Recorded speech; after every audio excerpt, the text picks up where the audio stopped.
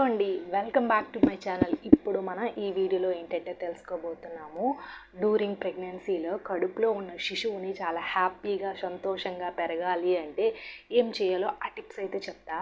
So baby అనేది చాలా హ్యాపీగా పెరిగింది అంటే బేబీ యొక్క గ్రోత్ బాగుంటుంది, అలాగే బేబీ యొక్క బరువు అనేది పెరుగుతుంది అండ్ బేబీ మంచి తెలివితేటలతో కూడా పుడుతుంది. కాబట్టి ప్రెగ్నెన్సీలో బేబీ యొక్క పెరుగుదల, అభివృద్ధి, డెవలప్మెంట్ కోసం గర్భిణీలు కొన్ని టిప్స్ పాటిస్తే బేబీ చాలా సంతోషంగా హ్యాపీగా ఎదుగుదల బాగుంటుంది. సో ఆ టిప్స్ ఏంటో తెలుసుకుందాం. సో అంతకంటే ముందు మన ఛానల్ని ఎవరైనా సరే ఫస్ట్ టైం చూస్తే ఖచ్చితంగా సబ్స్క్రైబ్ అయితే చేయండి. మన ఛానల్లో అన్ని ప్రెగ్నెన్సీ వీడియోసే ఉంటాయి. నాకు తెలిసిన, నా ప్రెగ్నెన్సీలో ఎక్స్పీరియన్స్ చేసిన, సో నేను చదువుకున్నది మాత్రమే మీతో షేర్ చేస్తూ ఉంటాను. సో నచ్చితేనే 1-2 వీడియోస్ చూసి నచ్చితేనే సబ్స్క్రైబ్ అయితే చేయండి. ఇప్పుడైతే మనం వీడియోలోకి అయితే వెళ్ళిపోదాం. సో ఫస్ట్ వన్ వచ్చేసరికి ఏంటంటే, ప్రెగ్నెన్సీలో గర్భిణీలు చేయాల్సింది నవ్వుతూ ఉండాలి. అవునండి. సో నవ్వుతూ ఉండడం వల్ల ఎండార్ఫిన్స్ అనే ఒక హార్మోన్ అనేది రిలీజ్ అవుతుంది. సో ఆ హార్మోన్ రిలీజ్ కావడం వల్ల శిశువు యొక్క ఎదుగుదల బాగుండి చాలా హ్యాపీగా ఉంటుంది.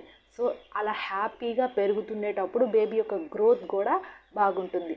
కాబట్టి ప్రెగ్నెన్సీలో ఎప్పుడూ కూడా మీరు ఎంత స్ట్రెస్ ఉన్నా, ఎంత ప్రాబ్లమ్స్ ఉన్నా సరే, ప్రెగ్నెన్సీలో కడుపులో ఉన్న శిశువు కోసం మీరు ఖచ్చితంగా హ్యాపీగా సంతోషంగా టైంని స్పెండ్ చేస్తూ ఉండాలి ఈ 9 months కూడా. సో నవ్వుతూ ఉండడం వల్ల మనకి ఈ ఎండార్ఫిన్స్ అనే హార్మోన్ అనేది రిలీజ్ అవుతుంది కదా. సో దానివల్ల గర్భిణీకి రోగనిరోధక శక్తి అనేది మెరుగుపడుతుంది. సో గర్భిణీకి రోగనిరోధక శక్తి మెరుగుపడటంతో పాటు కడుపులో ఉన్న శిశువు కూడా ఆ రోగనిరోధక శక్తి అనేది పెరుగుతుంది. సో అలా పెరిగినప్పుడు బేబీ యొక్క గ్రోత్ అనేది చాలా బాగుంటుంది.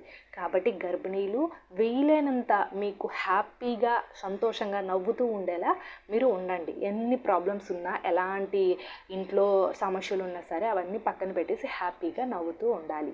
అండ్ సెకండ్ వన్ వచ్చేసరికి ఏంటంటే, కడుపులో ఉన్న శిశువుకి మీరు ఎప్పుడు కూడా పాటలు వినిపిస్తూ ఉండాలి. అవునండి, నిజమే.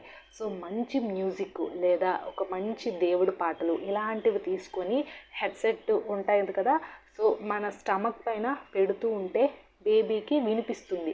సో బేబీకి 4th month ఎండింగ్ నుంచే వినికిడి శబ్దం అనేది మొదలవుతుంది.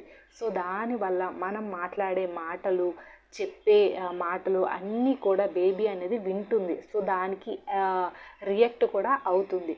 కాబట్టి మంచి మంచి మ్యూజిక్ అనేది, దేవుడి పాటలైనా సరే హెడ్సెట్స్తో బేబీ పొట్ట మీద పెడితే బేబీ అనేది ఆ మ్యూజిక్ అనేది విని యాక్టివ్గా ఉండి మనకి కిక్స్ ఇస్తుంది.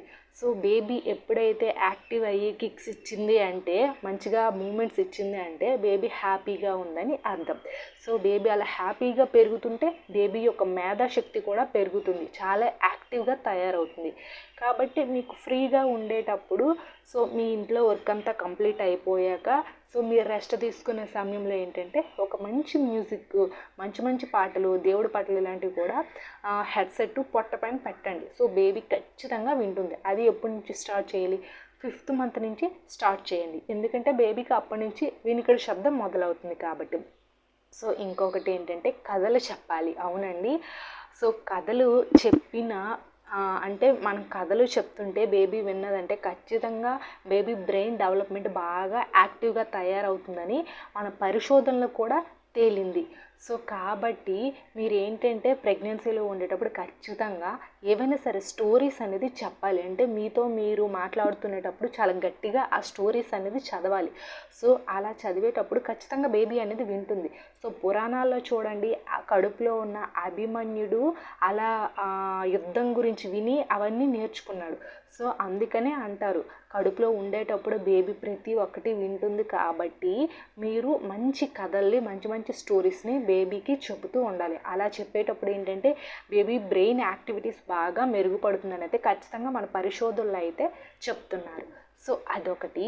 అండ్ నెక్స్ట్ వన్ వచ్చేసరికి ఏంటంటే మెడిటేషన్ యోగా. అవునండి, సో మెడిటేషన్ యోగా చేస్తే మనకి ఇమ్యూనిటీ సిస్టమ్ బూస్ట్ అనేది చాలా బాగుంటుంది బేబీకి. సో డైలీ కూడా మీరు ఒక 20 మినిట్స్ ఆర్ 15 మినిట్స్ మనకి మెడిటేషన్కి యోగాకి టైం స్పెండ్ చేయాలి. సో ప్రెగ్నెన్సీలో అలా టైం స్పెండ్ చేస్తే బేబీ గ్రోత్ అనేది ఖచ్చితంగా బాగుంటుంది. సో మెడిటేషన్ అంటే మనం ఎక్కువగా ఏం చేయకపోయినా కొంచెం ప్రశాంతంగా కూర్చొని మెడిటేషన్ చేస్తే తల్లికి ఎలాంటి రోగనిరోధక సమస్యలు ఎలాంటివి రాకుండా చాలా ఇమ్యూనిటీ సిస్టమ్ మెరుగుపడి చాలా యాక్టివ్గా బాడీ ఉంటుంది, ఎలాంటి హెల్త్ కాంప్లికేషన్స్ రాకుండా ఉంటుంది తల్లికి. సో అలాగే బేబీకి కూడా ఎలాంటి హెల్త్ కాంప్లికేషన్స్ రాకుండా ఉంటుంది. కాబట్టి మీరు మెడిటేషన్ అనేది ఖచ్చితంగా చెయ్యండి, ఎర్లీ మార్నింగ్ లేదా ఈవినింగ్ 4 o'clockకి అలా చేస్తే బెటరు. సో అలా మీరు మెడిటేషన్ చేయడం వల్ల చెప్పాను కదా, ఇమ్యూనిటీ బూస్ట్ అనేది చాలా మంచిగా మెరుగుపడుతుంది. సో బేబీ గ్రోత్ బాగుంటుంది, చాలా హ్యాపీగా సంతోషంగా పెరుగుతుంది బేబీ. అండ్ నెక్స్ట్ వన్ వచ్చేసరికి ఎక్సర్సైజ్. అవునండి, సో ప్రెగ్నెన్సీలో ఎక్సర్సైజ్ చేయడం వల్ల ఏంటంటే బేబీకి చక్కిలిగింతలా ఉంటుంది. సో మీరు ఎక్సర్సైజ్ చేసినా కానీ వాకింగ్ చేసినా సరే బేబీకి ఏంటంటే ఒక చక్కెలిగింతలా ఉండి బేబీ దానికి యాక్టివ్ అంటే మనకి రియాక్షన్ అనేది ఇస్తుంది. సో అలా రియాక్షన్ ఇచ్చింది అంటే బేబీ చాలా సంతోషంగా ఉందని అర్థం. కాబట్టి మీరు వీలైనంత వరకు వాకింగ్ చేయడం అండ్ నెక్స్ట్ ఎక్సర్సైజ్ చేయడం అనేది చేయండి. సో నేను ఇంకోటి చెప్తున్నాను, నార్మల్ పర్సన్స్ చేసే ఎక్సర్సైజ్ వేరు, సో గర్భిణీలు చేసే ఎక్సర్సైజ్ అనేది వేరు. కాబట్టి మీరు ఎక్సర్సైజ్, యోగా, మెడిటేషన్ ఇలాంటివి చెయ్యాలి అంటే మీరు డాక్టర్ని కన్సల్ట్ అయ్యి డాక్టర్ చెప్పిన విధంగా మాత్రమే చెయ్యండి. సో ప్రెగ్నెన్సీలో ఎలా పడితే అలా అయితే చేయకండి. సో ప్రెగ్నెన్సీకి అంటూ వేరే యోగా ఆసనాలు అనేది వేరేగా ఉంటాయి. సో చెప్పాను కదా, అది డాక్టర్ని కన్సల్ట్ అయ్యి మాత్రమే చెయ్యండి. సో మెడిటేషన్, యోగా, వాకింగ్ చేస్తే బేబీ అనేది చాలా యాక్టివ్గా తయారయ్యి మనకి మంచిగా మూమెంట్స్ కిక్స్ ఇస్తుంది. సో మూమెంట్స్ కిక్స్ ఇస్తే బేబీ హ్యాపీగా పెరుగుతుందని అర్థం.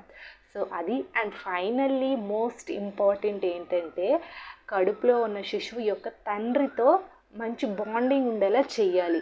సో ఎలా అంటారా, ఎప్పుడు కూడా బేబీ యొక్క తండ్రి అనేది ఆ పొట్టపైన చేతులు పెడుతూ స్పర్శన అనేది ఇవ్వాలి. సో ఎందుకంటే బేబీ పుట్టడానికి గల కారణం మెయిన్ ఆ తండ్రే కదా. కాబట్టి బేబీ ఫాదర్ యొక్క అంటే మనకి మాటలు కానీ అండ్ మనకి టచింగ్స్ కానీ ఇవ్వాలి. సో దానివల్ల ఏంటంటే బేబీ చాలా హ్యాపీగా ఫీల్ అవుతుంది. సో అప్పుడు బేబీ గ్రోత్ అనేది బాగుంటుంది. కాబట్టి బేబీ యొక్క తండ్రి ఎప్పుడు కూడా పొట్ట పైన చేతులు వేస్తూ ఏదైనా మాట్లాడడం, ఏదైనా చెప్పడం, లేకపోతే బేబీని పిలవడం ఇలాంటివంతా చేస్తూ ఉంటే బేబీ గ్రోత్ బాగా పెరుగుతుంది. అలాగే ఎప్పుడు హ్యాపీగా ఉంటుంది. సో అంటే ఎలాంటి స్ట్రెస్ లేకుండా హ్యాపీగా పెరుగుతున్న బేబీస్ ఏంటంటే ఆఫ్టర్ డెలివరీ తర్వాత చాలా యాక్టివ్గా ఉంటారు. సో కొంతమంది పిల్లలు చాలా డల్గా, చాలా మూడీగా ఉంటారు. ఎందుకంటే ప్రెగ్నెన్సీలో తల్లి ఎలా ఉంటే ఆఫ్టర్ డెలివరీ తర్వాత బేబీస్ అలానే తయారవుతారు. కాబట్టి ప్రెగ్నెన్సీలో అనేది గర్భిణి అనేది చాలా హ్యాపీగా ఉండాలి. తండ్రి చేత కూడా మాట్లాడిస్తూ ఉంటే బేబీ గ్రోత్ అనేది బాగుంటుంది. సో ఇప్పుడు నేను చెప్పిన టిప్స్ అన్నీ కూడా పాటించండి. బేబీ గ్రోత్తో పాటు హ్యాపీగా పెరుగుతూ మీకు నార్మల్ డెలివరీ కూడా అవుతుంది. ఐ హోప్ ఈ వీడియో మీకు ఇన్ఫర్మేటివ్ ఉంటే ఖచ్చితంగా లైక్ చేయండి, షేర్ చేయండి. డైలీ ప్రెగ్నెన్సీ వీడియోస్ కోసం ఖచ్చితంగా మన ఛానల్ని సబ్స్క్రైబ్ అయితే చేయండి. మీరు ఆ సపోర్టు, ఎంకరేజ్మెంట్ మన ఛానల్కి ఇస్తారని అయితే నేనైతే కోరుకుంటున్నాను. Thanks for the watching this video.